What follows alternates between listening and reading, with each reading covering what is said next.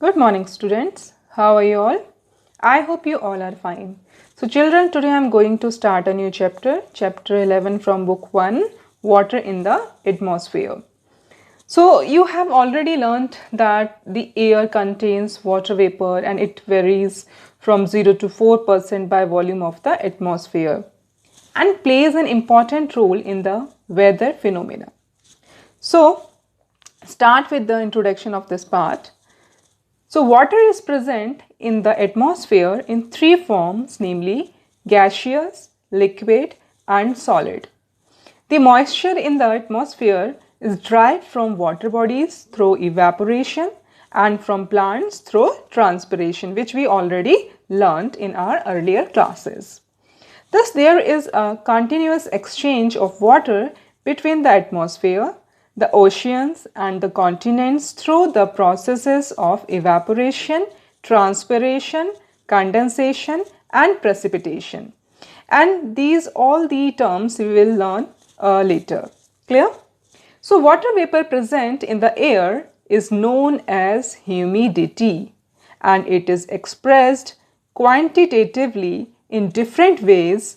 The actual amount of the water vapor present in the atmosphere is known as the absolute humidity. So, don't be confused about the humidity or the absolute humidity.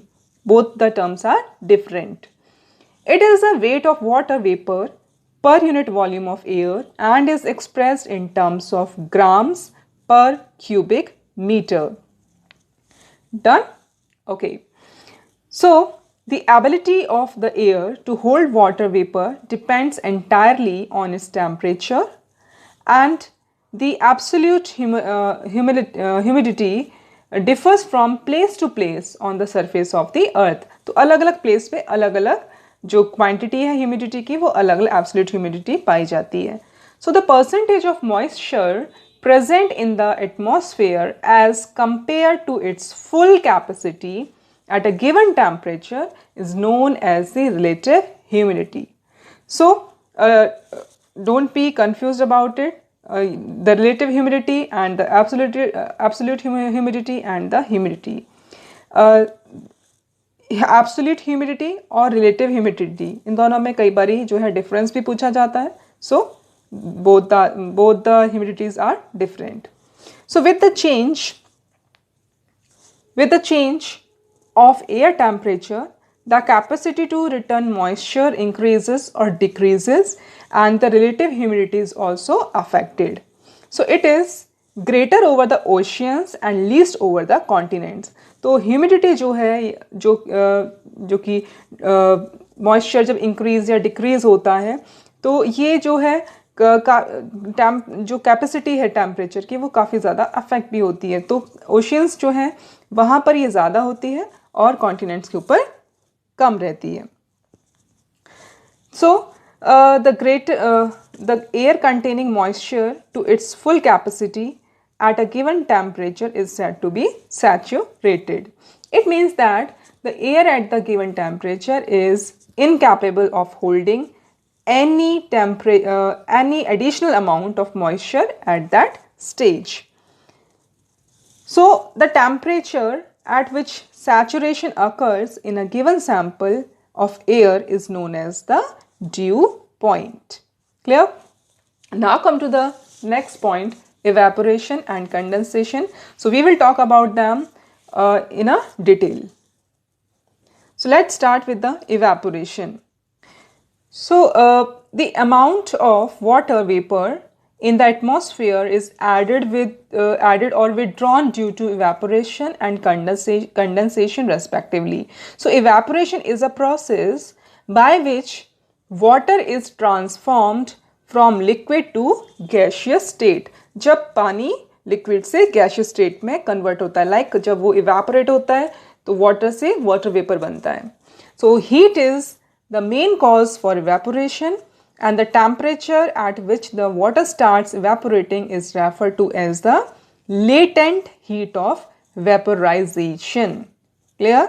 The temperature at which the water starts evaporating, जिस temperature पे water evaporate होना start हो रहा है उसको हम बोलते हैं latent heat of vaporisation.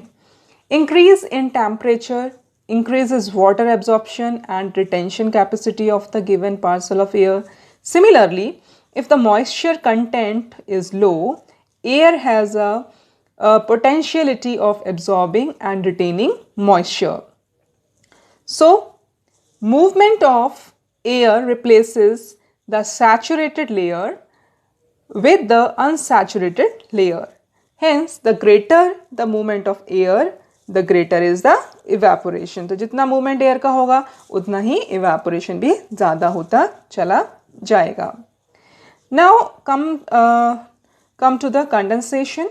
So the transformation of water vapor into water vapor से वापस water बनना, it is called condensation.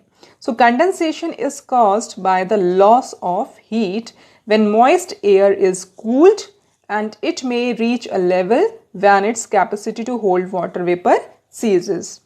Then the excess water vapor condenses into liquid form. If it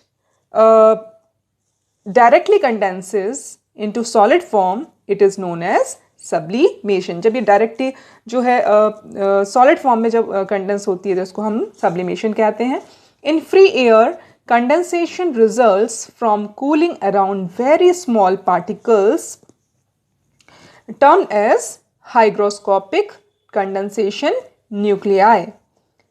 Again, I am repeating this sentence. In free air, condensation results from cooling around very small particles. It is called hygroscopic condensation nuclei. So, particles of dust, smoke and salt from the ocean are particularly good nuclei because they absorb water. So, condensation also takes place when the moist air comes in contact with some colder object, and it may also take place when the temperature is close to the dew point. The temperature is, the condensation therefore depends upon the amount of cooling and the relative humidity of the air. And cooling and the relative humidity of the air, condensation is influenced by the volume of air, temperature, pressure and humidity. तो जब भी जो है relative humidity है, जब उसके contact में जो है कंडेंसेशन होता है या कूलिंग होती है, तो ये जो इन्फ्लुएंस होते हैं किससे, वॉल्यूम ऑफ एयर से, टेम्परेचर से, प्रेशर से, ह्यूमिडिटी से. ये कुछ चीज़ें हैं जिनसे ये कुछ फैक्टर्स हैं जिनसे ये कंडेंसेशन इन्फ्लुएंस होता है. Clear? Okay. Now condensation takes place when the temperature of air is reduced to dew point with its volume remaining constant. Next is when both the volume and the temperature are reduced, or when moisture is added to the air through evaporation. So these are the four conditions. However, the most favorable condition for condensation is the decrease in air temperature. जब temperature decrease होगा हवा में तो condensation process जो है उसकी conditions ज़्यादा favourable रहेंगी. So after condensation the water vapour और the moisture in the air और the atmosphere takes one of following forms like dew, frost, fog and clouds. So the forms of condensation can be classified on the basis of temperature and location. So condensation takes place when the dew point is lower than the freezing point as well as higher than the freezing point. Now come to the first which we will discuss about it in detail, the dew. So when the moisture is deposited in the form of water droplets, जब पानी water droplets की form में store होता है या deposit होता है on cooler surface, ठंडे surface पे of solid objects, वो भी solid objects के ऊपर.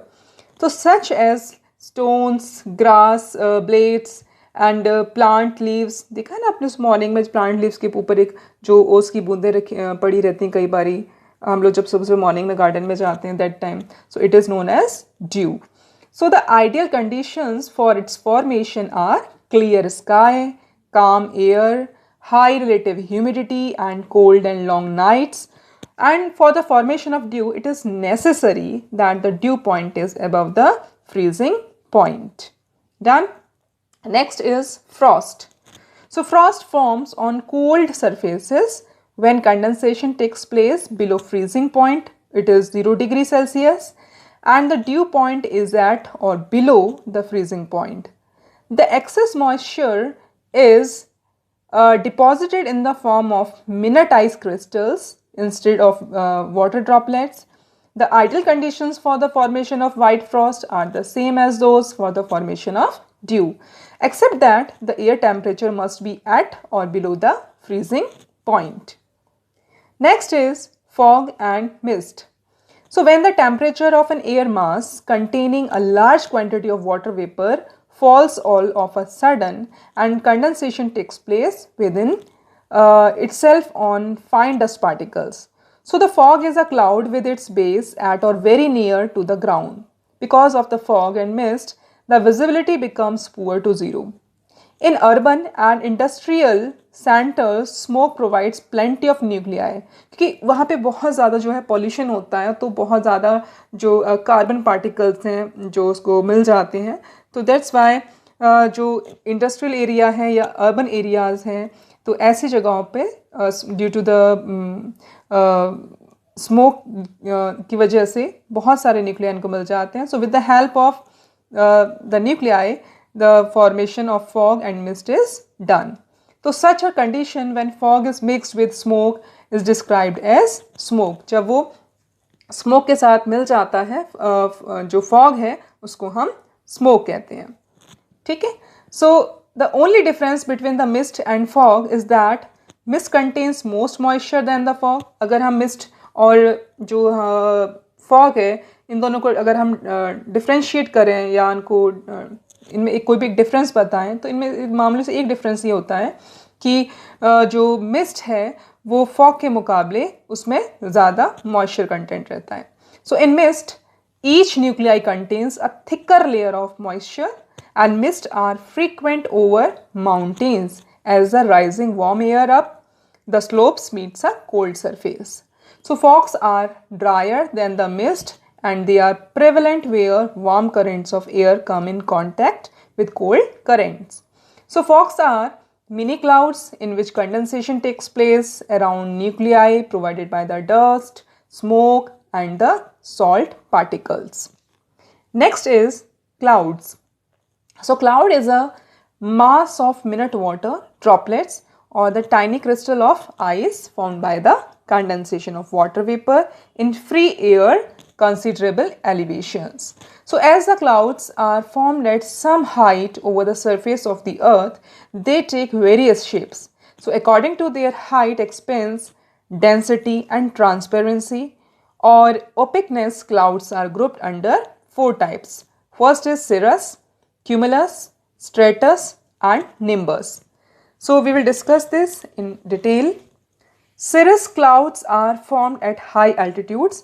It is around 8,000 to 12,000 meter and they are thin and detached clouds having a feathery appearance. तो कुछ थोड़ा feathery जैसे लगते हैं और 8,000 से लेकर 12,000 की जो मीटर के altitude से या height है वहाँ पर ये पाए जाते हैं, ये बनते हैं, इनकी formation उतनी ऊंचाई पर होती है. And they are always white in color और ये हमेशा white color के नज़र आते हैं. Cumulus is a type of cloud. It is look like a cotton wool and they are generally formed at a height of 4,000 to 7,000 meter and they exist in patches and can be seen scattered here and there. या तो patches में होते हैं या दूर दूर यहाँ वहाँ फैले हुए नज़र आते हैं and they have a flat base. So base भी इनका काफ़ी flat नज़र आता है. Next one is stratus. So as their name implies, these are layered clouds. Stratus यानी कि stratus means layers. ठीक है. So these are the layered clouds covering large portion of the sky and these clouds are generally formed either due to loss of heat or the mixing of air masses with different temperature. Next is nimbus. So nimbus clouds are black or dark grey. कई बार देखा होगा, कई बार हमें black और dark grey colour के भी जो clouds हैं वो भी नज़र आते हैं. So they form at middle levels or very near to the surface. ये ज़्यादातर सरफेस के नज़दीक ही हम लोगों को नज़र आते हैं, सरफेस ऑफ द अर्थ की सरफेस के जस्ट पास में, या काफ़ी नीचाई पे होते हैं. So these are extremely dense and opaque to the rays of the sun, and sometimes the clouds are so low that they seem to touch the ground. तो ये जो क्लाउड्स होते हैं काफ़ी ओपेक होते हैं. ओपेक मीन्स इतना ज़्यादा डेंस होते हैं और ओपेक होते हैं कि सनलाइट जो है इसमें से जो है पास नहीं होती है. तो जिसकी वजह से ये बहुत ज़्यादा एरिया को भी घेरे हुए होते हैं और ये कई बार हमें ऐसे नज़र आते हैं जैसे कि बिल्कुल अर्थ सरफेस के जस्ट पास में हैं. So nimbus clouds are shapeless masses of thick vapour. बहुत ज़्यादा वेपर के साथ होते हैं और इनकी कोई शेप नहीं होती है, शेपलेस नज़र आते हैं ये. So the combination of these four basic types can give rise to the following types of clouds, like high clouds, cirrus, or cirrostratus or cirrocumulus. Middle class like altostratus and altocumulus. Low clouds, stratocumulus and nimbostratus. And clouds with extensive vertical development are cumulus and cumulonimbus. So here we have completed this part. In this we have discussed about the evaporation and condensation and types of clouds and dew, frost, fog, mist. So these are the part of the condensation which we discussed now. So in the next video we will discuss about the precipitation or types of rainfall. So till then, take care and bye.